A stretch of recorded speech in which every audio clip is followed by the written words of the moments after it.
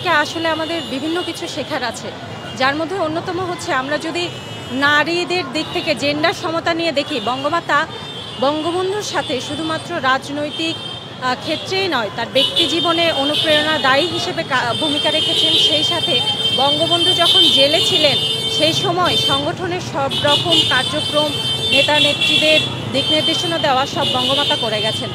এবং বঙ্গমাতা শুধু সেক্ষেত্রেই না, বীরাঙ্গনাদের অধিকার প্রতিষ্ঠার ক্ষেত্রে বঙ্গমাতা সবচেয়ে বড় ভূমিকা রেখেছেন।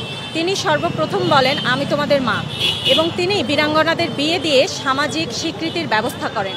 বঙ্গমাতা নারীদের যে সম্মানের ব্যবস্থা করে দিয়ে গেছে মুক্তিযুদ্ধকালীন সময়ে, সেই সাথে বঙ্গমাতার রাজনৈতিক প্রজ্ঞা, জ্ঞান যেভাবে তখনকার নেতাকর্মীদের আশা জাগিয়েছে, আমি মনে করি এটা থেকে আমাদের অনেক কিছু শেখার আছে।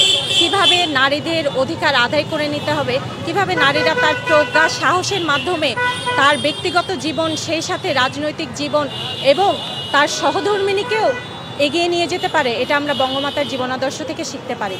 বঙ্গমাতার জীবনাদর্শ আমাদের জন্য অনুপ্রেরণাদায়ক হয়ে থাকবে সব।